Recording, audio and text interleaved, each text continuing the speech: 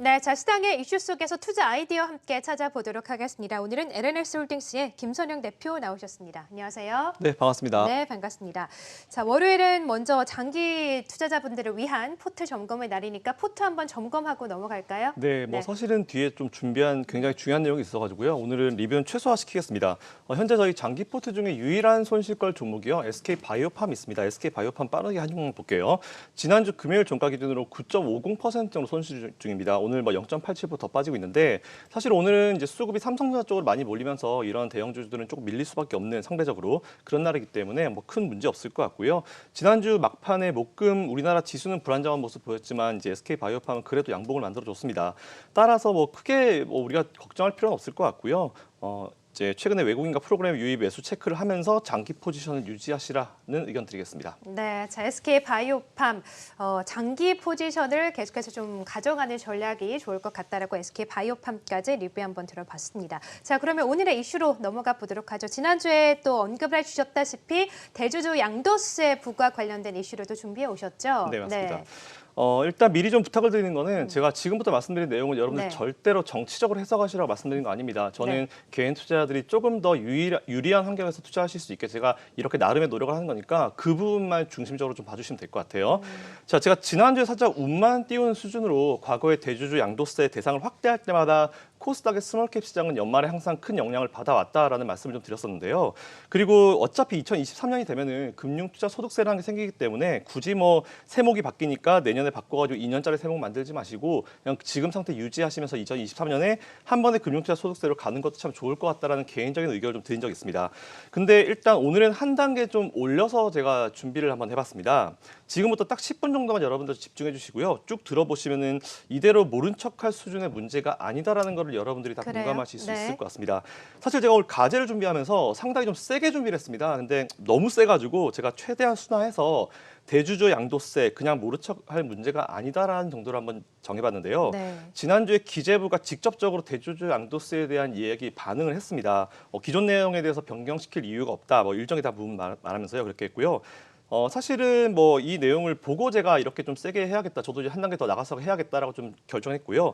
이대로 있다가는 올해 우리 개인 투자자들이 3월 저점부터 열심히 했고 정말 열심히 투자한 것들이 허사로 돌아가겠다라는 그런 생각이 들어서 오늘 내용을 준비했습니다. 먼저 지난주에 제가 보여드린 차트 한번 보실게요.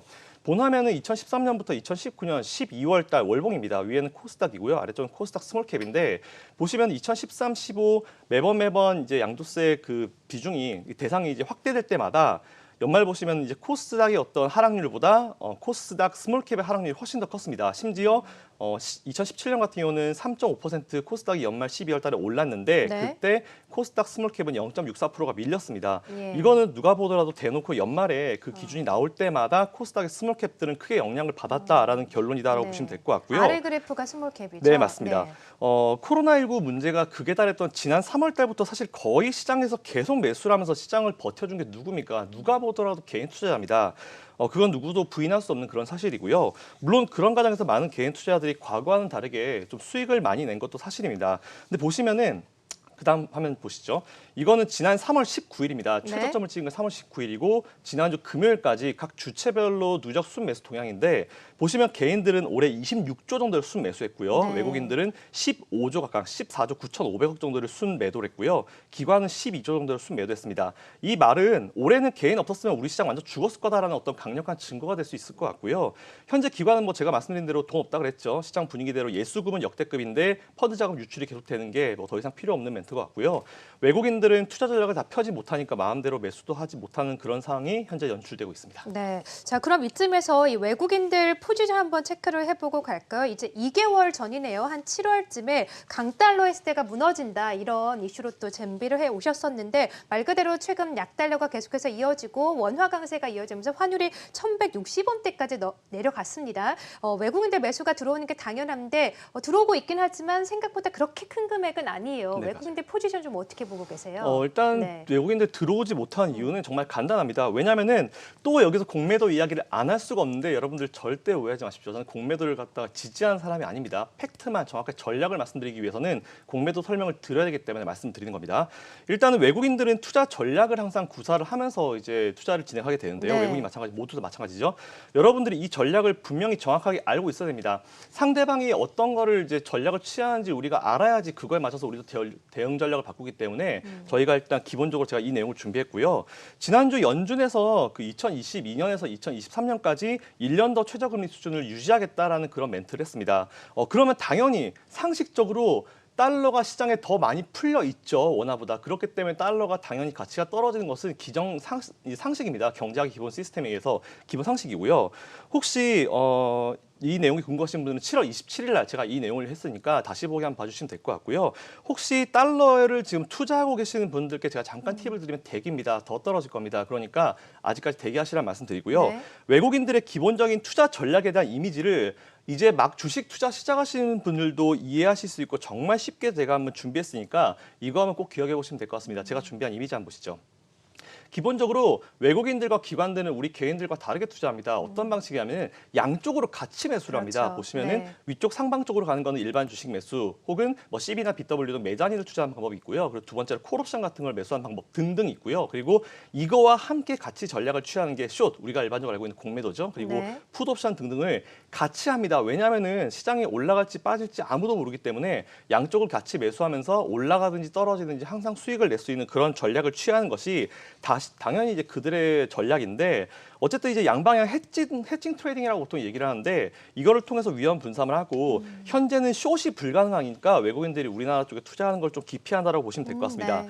제가 외국인이라고 표현했지만 사실 기관도 이 같은 전략을 베이스에 깔고 항상 이제 투자 전략을 짜고 있다라고 보시면 될 것 같고요. 우리 개인만 이런 투자 전략을 구사하지 않는 거죠. 사실은 구사하지 않는다기보다는 여력이 안 되기 때문에 못한다라고 보시면 될 것 같고요. 사실상 외국인들이나 기관들은 투자자라기보다는 거의 테크니션에 가깝습니다. 뭐 기술자에 거의 가깝다라고 보시면 될 것 같고요. 근데 우리 개인 투자자들은 당연히 하루 종일 그거만 하고 있는 그들보다는 기술적으로 전문적이 딸리니까 그럼요. 네. 테크니션과는 우리가 똑같이 해서는 전략을 따라가는 것 자체가 어렵습니다. 네. 그들은 매수한 데서 우리가 쭉 매수했는데 갑자기 어느 날 갑자기 훅 밀렸을 때 걔들은 밀렸을 때도 수익을 내고 있으니까요. 우리가 테크니션은 따라갈 수 없다라는 부분을 일단 우리가 미리 알고 깔고 들어가면은 될 것 같은데 어떻게 이제 그럼 우리가 전략을 취하면은 이들과 이제 대응해서 할 수 있느냐 네. 그 부분을 좀 체크해 보기 전에 지금 사실 이제부터 정말 중요합니다. 한 3분, 5분 좀 집중해 주시면 될 것 같고요. 공매도가 재개가 되는 시점이 내년 3월 15일입니다. 그래서 제가 가만히 한번 생각을 해봤습니다. 3월 15일 월요일인데 그 바로 전주에 뭐가 있냐면은 네. 내년 2021년 첫 번째 쿼드러플 위칭데이 선물옵션 어, 동시만기일이 그렇군요. 내년 3월 달에 네. 있습니다. 그래서 제가 지난주에 강조드린 대로 외국인은 현재 숏 공매도를 못 합니다. 안 돼서 거의 파생 시장에서 이제 현물 시장의 수익을 다 이제 커버하는 그런 상황이라 보시면 될 것 같은데요. 실제 지난 9월 쿼드러플 위칭데이만 하더라도 외국인들은 2천억 넘게 엄청난 수익을 거뒀다라고 보시면 될 것 같습니다. 네. 이런데 제가 준비한 자료를 한번 보겠습니다. 본 자료는 올해 4분기 쿼드러플 위칭데이 그리고 내년 1분기 쿼드러플 위칭데이 그리고 내년에 공매도 재개 시점을 제가 표로 딱딱딱 보실 수 있게 편하게 제가 만들어놨는데요. 네. 잘 보시면은 올해 마지막 쿼드러플 위칭데이는 12월 10일 날 예정되어 있습니다. 그 이후에 올해 우리나라 증시 폐장일까지는 약 20거래일 정도 시간이 있는데 이 기간 동안 외국인들은 다른 포지션을 취할 수 있습니다. 왜? 올해 연말 기준으로 이제 쿼드러플 위칭데이가 끝나고 내년 1분기 쿼드러플 위칭데이를 준비하게 되기 때문에 2020년 12월 11일부터는 또 내년 3월 11일 쿼드러플 위칭데이를 준비하면서 새로운 포지션을 짤 수 있는데 이게 문제가 뭐냐면은 그 쿼드러플 위칭데이 끝나고 바로 다음 주 월요일이 공매도 재개 시일이라는 거예요. 그럼 그 얘기가 무슨 얘기냐? 외국인들은 그동안 숏을 못했기 때문에 순매수가 들어오기 어려웠었는데 올해 연말부터는 외국인들이 다시 포지셔닝을 짜면서 들어올 수 있는 시기가 된다는 겁니다. 네. 하지만 여기서부터 정말 제가 마음에 안 드는 부분이 있는데 뭐냐면은 올해 외국인들은 4분기 쿼드러플 위칭데이 이후에 연말까지 20거래일 동안 매수를 집중할 수 있는 환경이 어쨌든 되는 거죠. 근데 이 뭐 내년 1분기 포지션을 당연히 쌓아야 되니까요. 근데 우리 개인들은 매도를 해야 됩니다. 왜? 대주주 양도세 절세를 위해서 매도를 해야 되는 상황이죠. 벌써부터 연말에 엄청난 매도 물량이 나올 것이다. 이런 얘기들이 나오고 있는데 네. 그러면은 이런 시점만 봤을 때 우리 개인들은 연말에 열심히 매도를 하고 절세를 위해서 매도를 하면서 밸런스를 맞추고 있을 때 어쩔 수 없이 물량을 던지겠죠. 그럼 이 어쩔 수 없이 그렇죠. 던지는 물량을 누가 받겠습니까? 뻔합니다. 외국인 기관 받습니다. 올해도 보시면은 우리 개인들이 열심히 매매하고 열심히 투자해가지고 세금 엄청나게 나왔죠. 거래세 엄청나게 나왔고 그 수수료로 증권사들도 정말 많은 수익을 거뒀습니다. 그들이 뭐 지금 좀 힘든 얘기 하는데 사실 그건 좀 힘든 얘기하는 그들의 사정인 것 같고요. 어쨌든 올해는 세금도 많이 나왔고 그리고 이제 어떤 거래 그 수수료도 증권사들이 많이 가져왔습니다. 근데 굳이 우리가 연말에 이런 정책 때문에 매도를 해서 싼 값에 우리는 어쨌든 3월 19일 날 그 어려운 상황을 겪고 그렇게 이겨오면서 올해 내내 외국 개개인들이 저점 매수하면서 좋은 자리를 매수해 왔는데 이걸 어쩔 수 없이 연말에 매도를 해야 된다. 이거는 누가 보더라도 그렇죠. 예, 그 누가 보더라도 공감하실 수 있는 그런 부분이라 생각하고 있습니다. 자, 정말 쉽게 얘기해서 우리는 3월에 그 공포감을 이겨내고 정확히 저점 투자해서 우리 물량을 어쩔 수 없이 연말에 매도를 할 수밖에 없는 상황인 거고요. 외국인 기관한테는 저점 매수할 수 있는 정말 좋은 기회를 주는 겁니다. 자, 정리해 보겠습니다. 이제 단순히 절세의 차원을 좀 넘어서는 것 같습니다. 우리가 참여하고 있는 주식시장은 시장 경제의 꽃이라 불리죠. 그러니까 저는 시장 경제의 기본은 애덤 스미스의 보이지 않는 손 이거를 굉장히 지지하는 편인데 투자해서 흥하고 망하는 거 그거는 뭐 당연한 사실입니다. 뭐 누가 보더라도 일반적인 사실인데 하지만 정책에 의해서 그것도 시장 참여자들의 모두의 의견을 받아들이지 않은 정책에 의한 제한은 지금까지 수십 년 동안 우리나라 투자 환경에 이어졌던 불공평한 투자 환경을 이어갈 뿐이다라는 그런 의견을 드리면서 정리하고요. 제가 다음 주 월요일은 다른 시각으로 또 같은 의견에 대한 주장을 해보겠습니다. 네. 자, 그러니까 이 대주주 양도세 부과 때문에 우리 개인 투자자분들은 연말까지 이제 종목들을 던져야 되는데 이렇게 던지는 물량들을 외국인들이 받아서 지수를 그때부터 좀 끌어올릴 것이다. 지금 외국인이 좀 매수가 약한 게 어떻게 보면 그런 이유 때문일 수도 있다 이런 말씀이시군요. 네, 맞습니다. 뭐 네. 외국인들이 끌어올리겠지만 사실은 이제 개인들은 저점 이제 싼 값에 주식을 또 넘길 수밖에 없는 불공정한 상황이라는 부분을 좀 더 강조를 하고 싶습니다. 네, 자, 그 부분 때문에 또 대주주 양도세 관련해서 또 개인 투자자분들의 입장을 또 대변을 해주셨습니다. 자, 시장에 좀 핫한 이슈죠. 대주주 양도세 부과 관련된 이슈 함께 점검을 해봤고요. 김선영 대표와 함께했습니다. 고맙습니다. 감사합니다.